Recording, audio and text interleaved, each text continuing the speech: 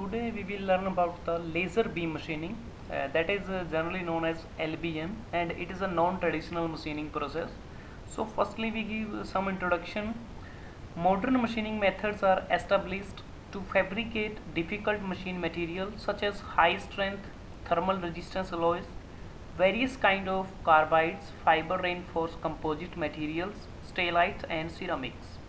So conventional machining of such materials produces high cutting force that in some particular cases may not be sustained by the workpiece. So LBM offers a good solution that is indeed more associated with material properties such as thermal conductivity and specific heat as well as melting and boiling temperature. Firstly, laser is the abbreviation of light amplification by stimulated emission of radiation. So now we discuss the main how it works, and these are the elliptical reflecting cavity, this is the flashlight, total reflecting mirror, partial mirror, this is a lens, workpiece which is used to remove the material on its surface, and this is the focal length, position table for holding the workpiece, and this is the CNC control. So a highly collimated monochromatic and coherent light beam is generated and focused to a small spot. High power density are then obtained. So as we can see, with the help of lasing material, a laser is supplied on the workpiece surface.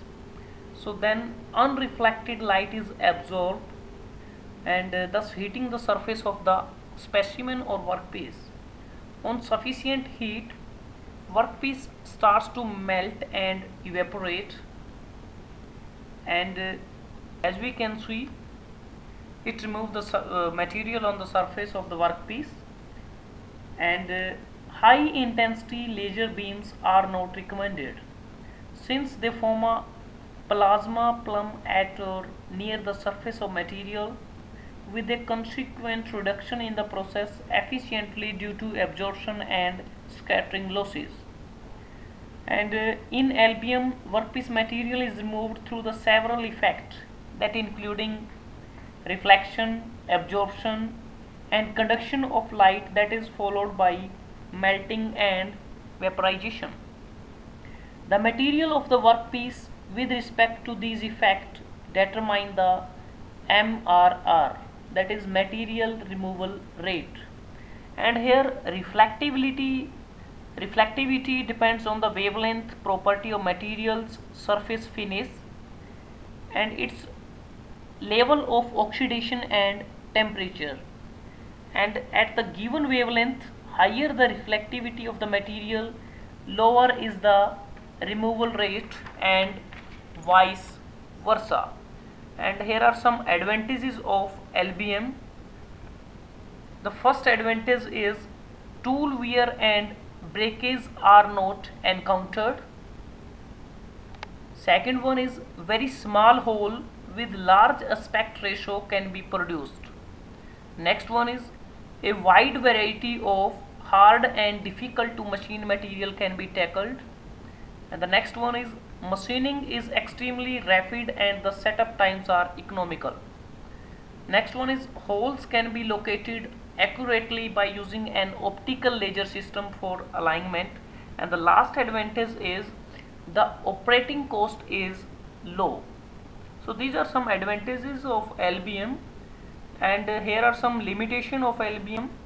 The first one is it has high equipment cost.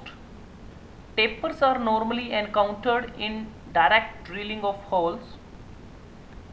A blind or precise depth is difficult to achieve with a laser. And the last one is the thickness of the material that can be laser drilled is restricted to 50 mm. And in last I want to discuss some application of LBM.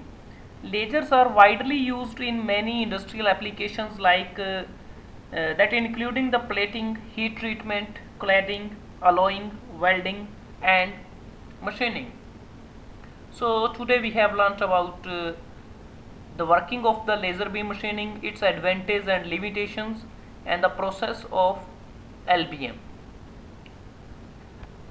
Subscribe to get more updates and more video on mechanical topics. Universe 22 you may like and share on Facebook with your friends and among the students, and you can ask your queries by commenting.